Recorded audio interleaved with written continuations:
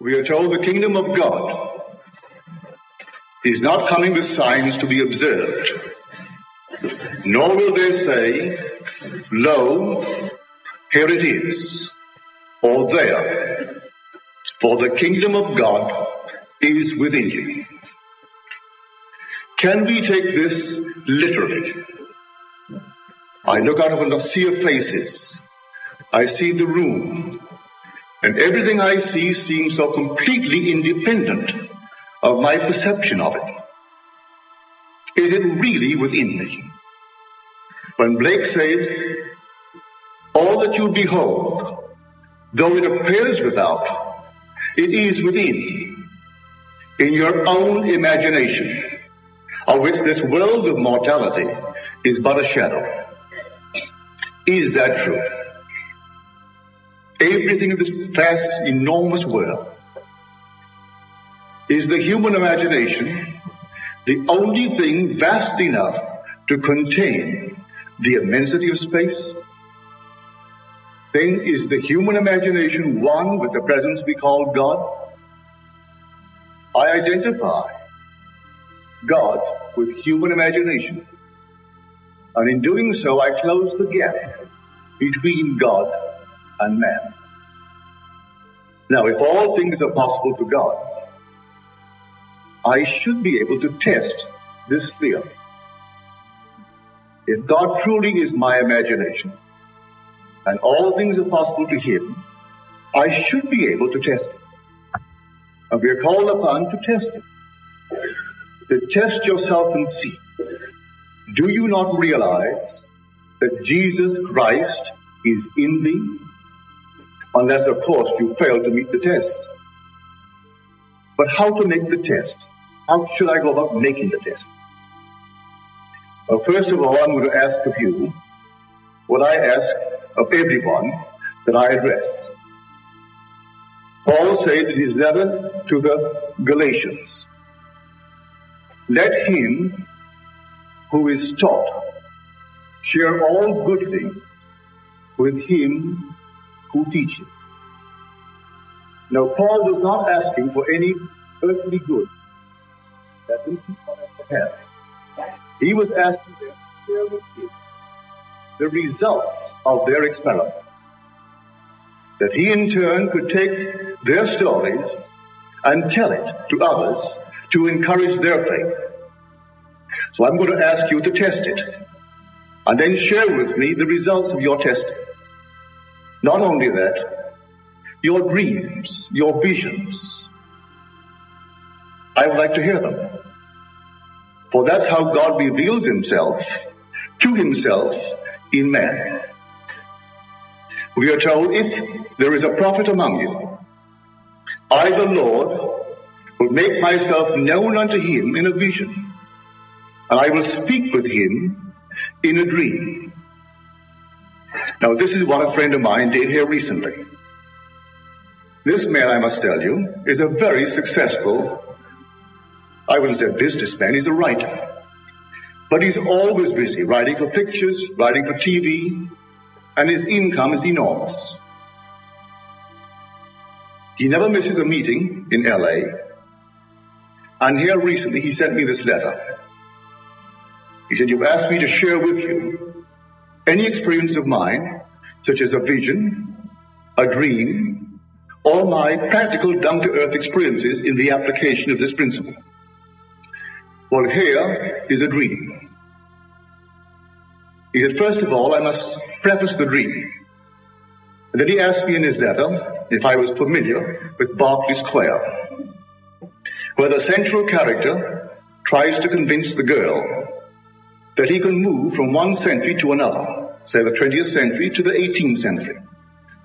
And then he likens it to someone on a river, and his destination is around the bend. His present is where he is on the boat. His future is around the bend. But someone elevated above the earth, having a view of both sides of the river, would see the man's future and his present as present.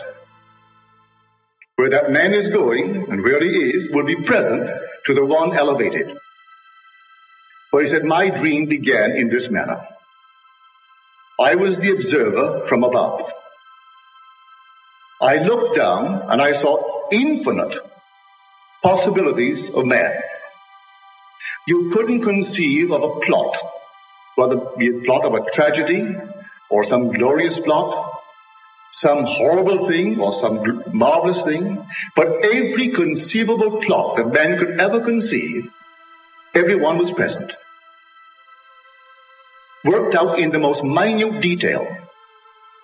And strangely enough, they were all contained in a prone man. Here is the form of a prone man. And we said, don't ask me how. Infinite states of consciousness, infinite possibilities could be limited by the form of a man. But there it was. I'm only telling you what I experienced. Till I contemplated this, it was the deadest thing I had ever seen. And yet I shouldn't use the word dead, because something that is dead suggests it must have lived. There's a previous life to it. It is now dead. So it's simply an inanimate thing. I looked at it, and then I began to awake on Sunset Boulevard, opposite Ralph's supermarket. People were on the sidewalks. There were cars on the street. But everything was frozen.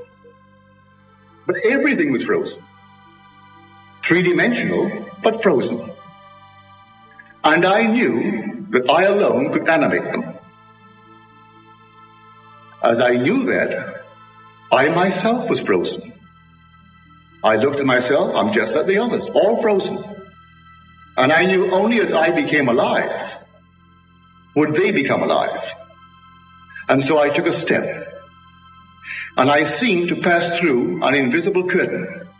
At that very moment of taking the step, everyone became alive and began to move, the sound, the noise, the action, everything. And I knew there was something I was trying to remember. What is it I am trying to remember? I kept on walking. I must have gone a block. It seemed like a normal walk, the kind of walk I take every day. And everything is alive and independent of me. And then I remembered.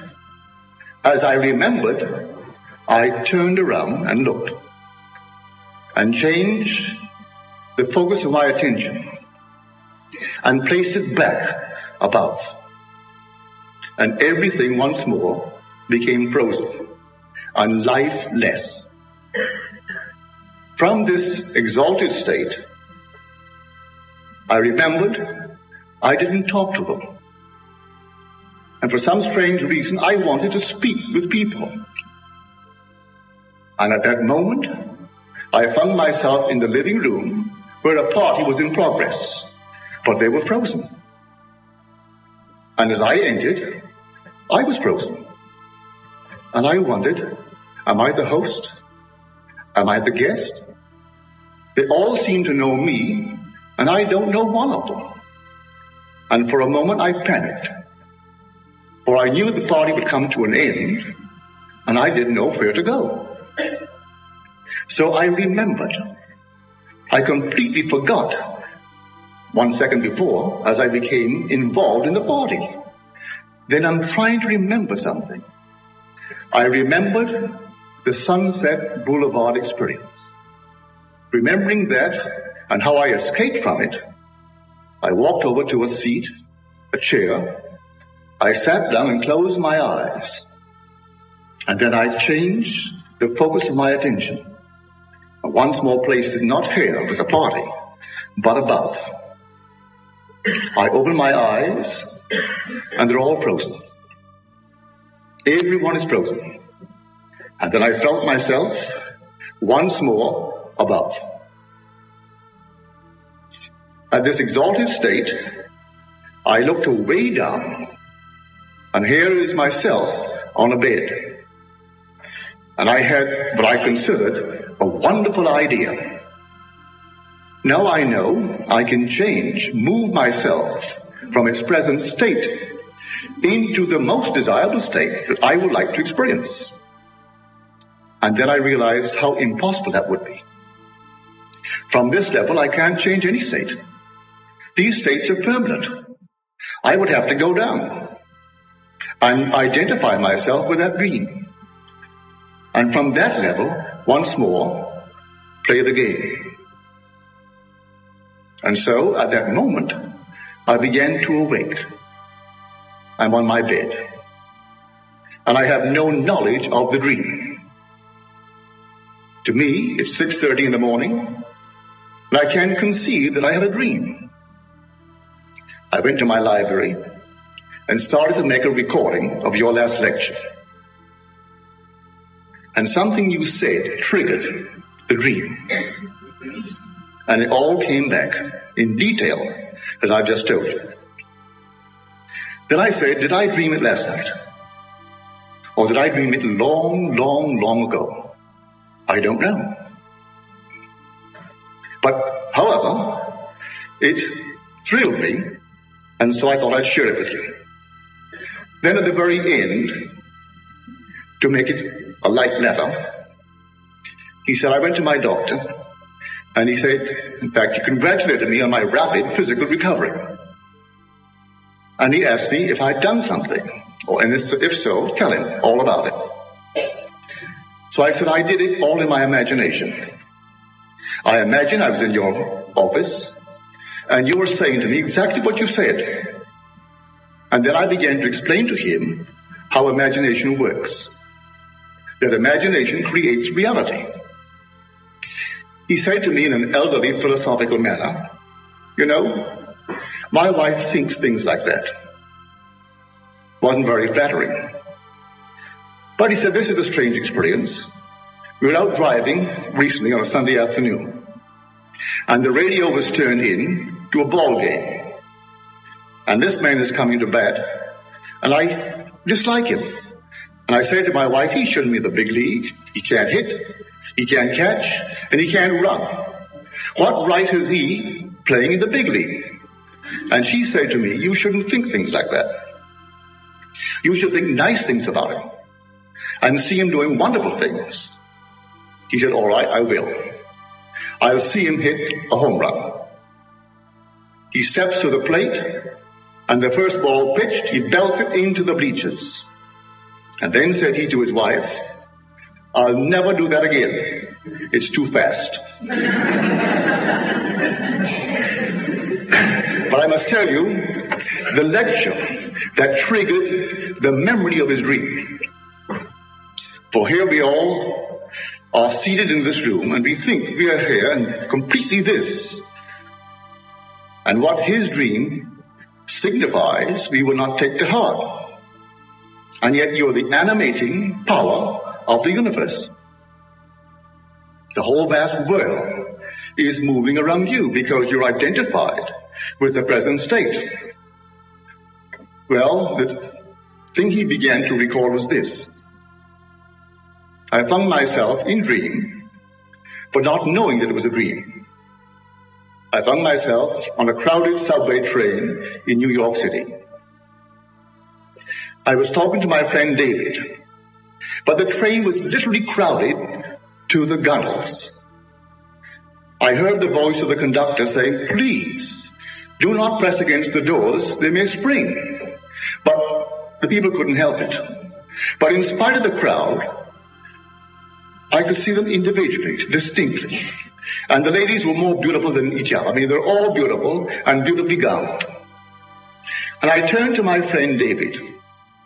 I said, David, how can I believe, how can you believe, that all that we behold, though it appears without, it is within, in our imagination. And this whole vast world is simply a shadow? How could these lovely ladies be in me? And the train? And the train was as long as the station allowed. Well, he agreed you couldn't possibly, on this level, accept it. Then the train stopped and we got off. Walked up the stairs to the plaza. Then he said to me, "You're going via the post office, aren't you?" I said, "Yes."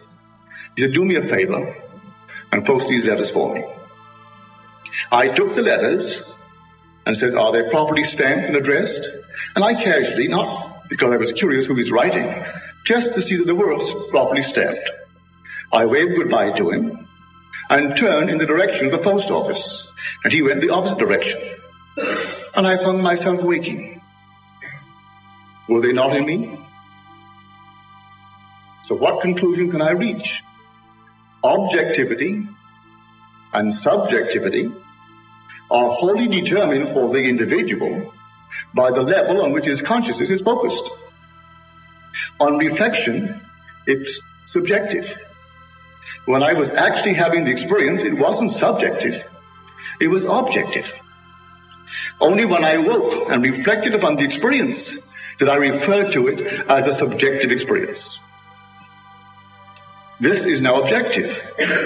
An hour from now, if you think of this room and the meeting, to you it would be a subjective experience, a memory image. So I say everything is truly within. Now you can test it. You take a dream, a daydream, of something you want for yourself or something you want for another. And you represent to yourself a scene which, if true, implies the fulfillment of that dream. You like to do this, that, and the other. And so you construct a scene, any kind of a scene implying the fulfillment of your desire. And then to the degree that you are self-persuaded of the reality of that imaginal act, it will become fact in your world. I could tell you unnumbered stories to support that claim. It's not theory of me anymore. This is fact, based upon experience.